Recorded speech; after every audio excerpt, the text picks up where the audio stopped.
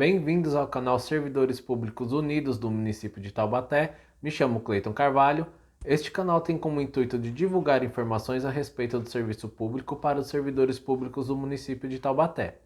Não deixe de se inscrever no nosso canal para receber em primeira mão todos os vídeos e novidades e também deixar um joinha no vídeo para ajudar na nossa divulgação. Hoje vamos falar sobre a sentença que anulou a eleição do sindicato, mas antes farei uma breve cronologia das irregularidades envolvendo o sindicato e suas eleições. Segundo a reportagem O Vale, Guará Filho critica a decisão da Justiça que anulou a eleição dos servidores do dia 18 de junho de 2020. Agente de trânsito de carreira desde setembro de 2007, Guará Filho passou a integrar a diretoria do sindicato já em 2008. Isso quer dizer que o excelentíssimo presidente do sindicato, sim, ainda vou falar lá na frente sobre isso, ele não ficou nem um ano na função. Foi eleito presidente em 2010 e reeleito em 2015, em uma eleição que foi alvo de uma denúncia semelhante à deste ano.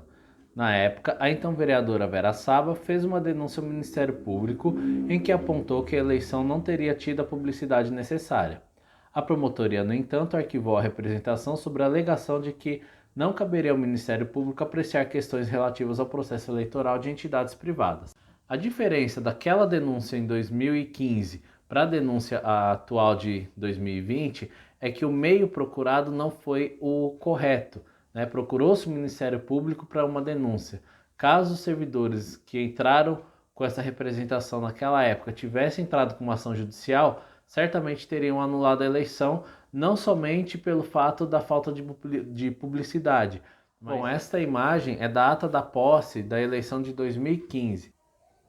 Aqui eu faço um recorte para chamar a atenção de uma questão que ocorreu naquela eleição.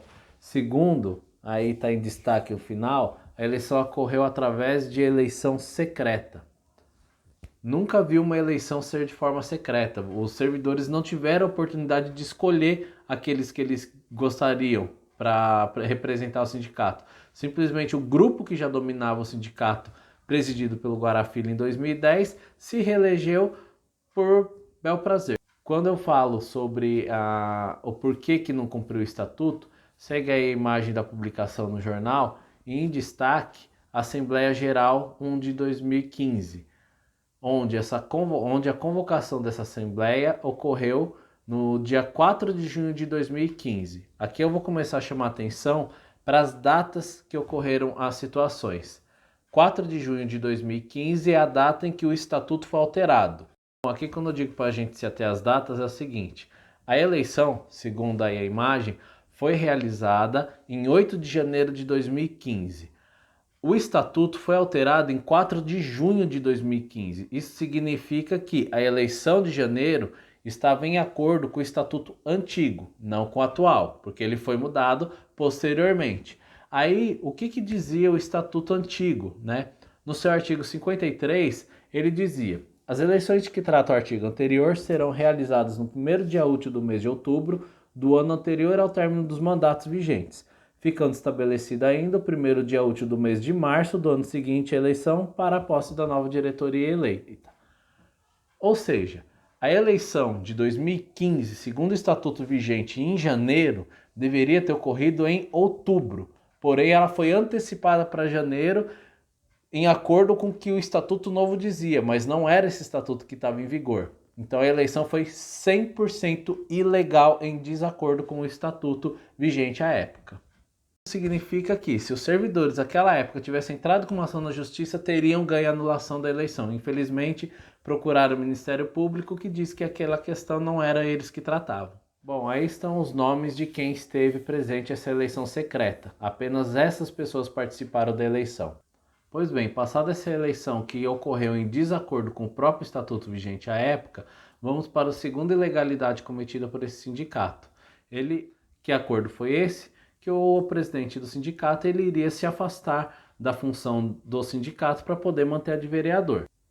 Então, continuando o que diz aí a reportagem do Vale, Guará Filho, eleito vereador em outubro de 2016 pelo PR, hoje PL, e tomou posse em janeiro de 2017. Em maio de 2017, o Ministério Público denunciou o parlamentar por improbidade, por entender que era ilegal o acúmulo de funções. Ele continuava como presidente do sindicato e recebia 2 salários, um da prefeitura como servidor e outro da Câmara como vereador. Em outubro daquele ano, para a ação ser extinta, Guará firmou um acordo com o Ministério Público e se licenciou da presidência do sindicato. Mara, que era secretária-geral da entidade, assumiu a presidência. Bom, aí está o número do processo, né, o qual mostra que o Ministério Público ajuizou a ação contra o vereador por improbidade. Ele continua presidente do sindicato, ele apenas se afastou, mas ele não abriu mão do cargo. Significa que, chegando no final deste ano, se ele não for eleito para nenhum cargo eletivo, ele volta à presidência do sindicato até o final do mandato, em março. Agora, por que eu digo que a presidente Mara Marques não está legalmente na função dela atual? Bom, primeiramente, o que diz o estatuto a respeito de licença ou de modificação na diretoria? No seu artigo 25, na Assembleia Geral Extraordinária, ela vai se realizar quando? Convocada pelo presidente ou convocado pela diretoria no caso de vacância simultânea da presidência e vice-presidência. Artigo 26. A Assembleia Geral Extraordinária compete discutir e aprovar a redação das atas de suas sessões, alterar o estatuto social, destituir membros da diretoria, deliberar sobre aquisição, alienação, nomeação de bens imóveis mediante proposta da diretoria. Assembleia Geral Extraordinária instalar-se-á em primeira chamada, com presença mínima de metade mais um dos associados. Em segunda chamada, meia hora depois, em qualquer número de presentes, sendo as decisões tomadas por maioria dos presentes. Ou seja, aí está o rito do que seria uma Assembleia Extraordinária e apenas este é o instrumento legal pelo Estatuto para mudança na diretoria do sindicato. Ou seja, ele se licenciando, o presidente se licenciando e colocando o vice, ou no caso a secretária no lugar, precisaria ter sido convocada uma Assembleia Extraordinária. Mas não foi isso que aconteceu. Bom, aí está a imagem que comprova que eles não fizeram Assembleia Extraordinária e sim fizeram uma convocação para reunião ordinária.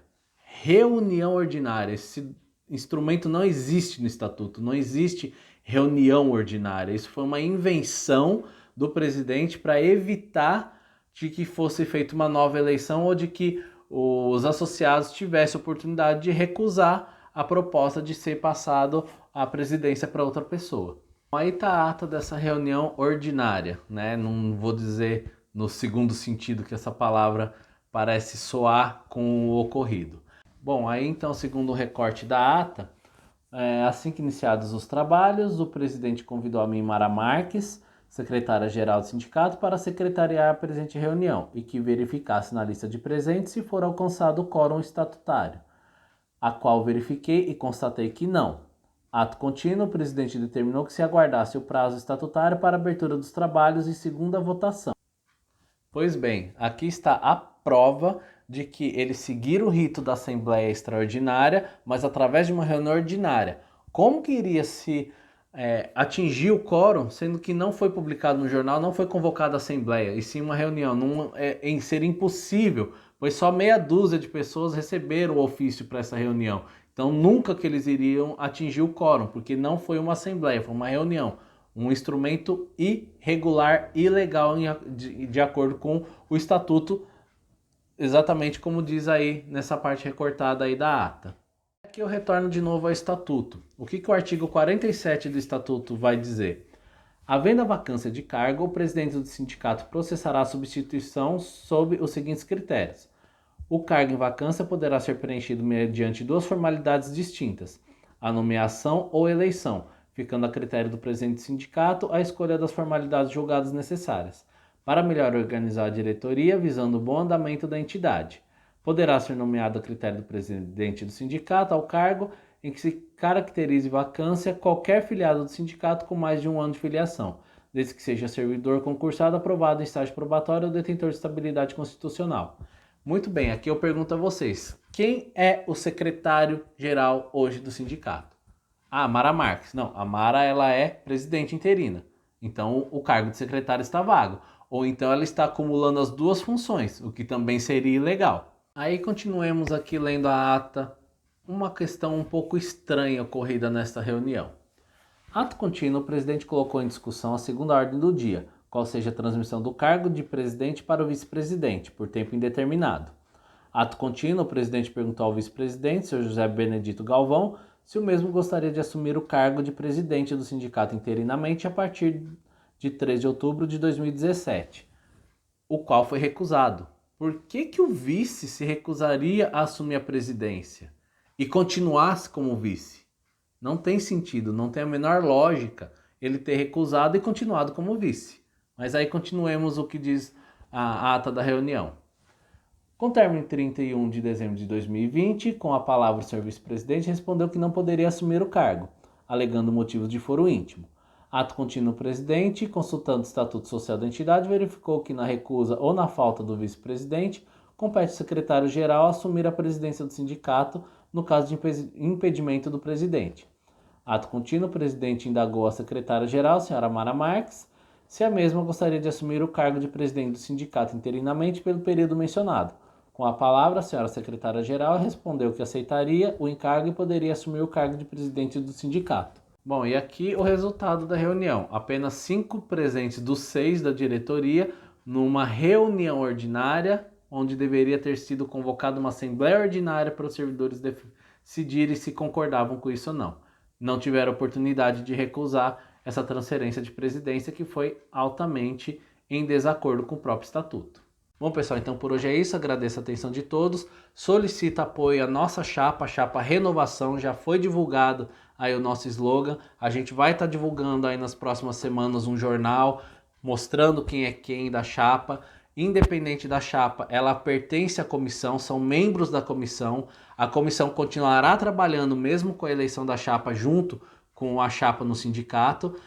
Peço a todos apoio, pois fizemos um trabalho sério, a gente vem fazendo um trabalho sério, conseguimos anular essa eleição e precisamos do seu apoio para continuar o trabalho em prol do servidor. Somos os únicos que estão preocupados efetivamente com o servidor e queremos trabalhar pro servidor e não em benefício próprio, como a gente vê acontecendo atualmente.